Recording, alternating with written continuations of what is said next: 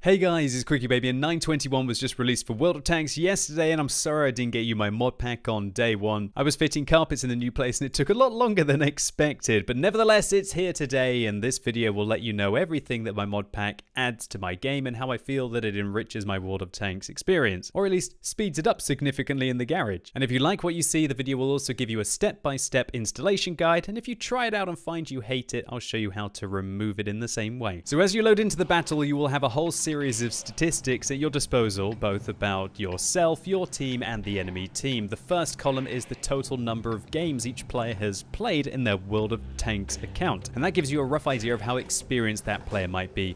The second line is their WN8 score, and WN8 is a rough indicator of player skill, although there are many loopholes in it. For example, it doesn't take into account assistance damage. Finally, the overall player's win percentage on their account, which gives you an idea of how influential that player might be at being able to carry the game. Everything else that you see with regards to my UI is just using the vanilla settings, and if you want to have a setup guide, then check out my video on that. Inside the garage, my XVM configuration does a whole load of things that just speed up my ability to actually play World of Tanks. Firstly, the fact that it moves your crew into a vehicle with a single click. So for example, here we can see my Griller crew moved into the Scorpion. If I click back on the Griller, they go back into the Griller. I can move them into the Cannon and Jagdpanzer, and you can actually see at the bottom there that it automatically equipped a camouflage net and binoculars on the vehicle as well. It remembers your last equipment loadout. And so this just speeds up my ability to be able to get back into the game dramatically. And these days I don't need to have 10, 20, 30 binocular telescopes because it's a pain in the backside to constantly have to demount them. One other useful feature is that it always makes sure that when you use premium consumables that it defaults the purchase price for credits. And if you want to change guns on a tank, then the premium ammo that you load will also default to credits, never gold. And finally, the mod pack enhances your service record, and so if you're looking to see what kind of vehicles you're best in, you can order it by vehicle efficiency and then maybe pick some of your favorites. So if you like what you see, now I'm going to give you a step-by-step instruction guide as to how to download the mod pack and then install it. Firstly, I use Mediafire. It's a free file hosting website, and like all free file hosting websites, it will try and trick you into clicking banners. Don't do that.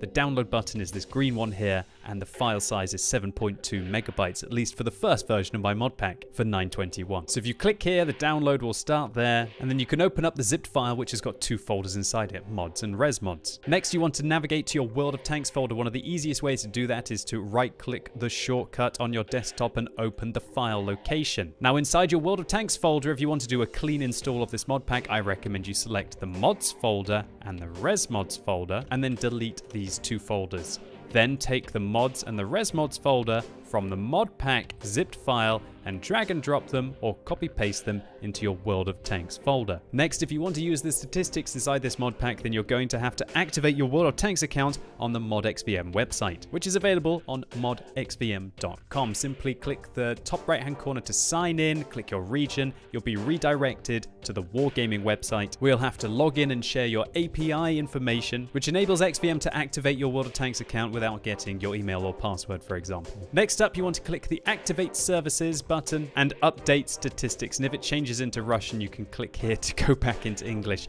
Next up, if you want to customize any of the statistics, click this settings button. I recommend using WN8 and not the WGR, which is Wargaming rating, and feel free to customize everything else how you want. And if you performed all of these steps correctly, then the next time you log in, there should be a notification saying that your XVM status is active. And if you're not getting a green active here, then go and repeat these steps because you've made a mistake along the way. So maybe you try out the mod pack and you absolutely hate it for whatever reason and you want to get rid of it. Now I'll show you how to do that. Number one, go inside the res mods folder, select the mods and the configs folder and delete those. Next, go back, go inside your mods folder and go inside the 921 folder. Sorry, Outlook email, apologies for that, and delete those two files as well. And then everything will be back to normal. No notification that XVM is active on your account. And now if you want to play a tank, you have to click a few million times. Well, that's a bit of an exaggeration. You have to click maybe 5 times or so. Or let's take a look. Say I wanted to put my Cannon and Jagdpanzer on.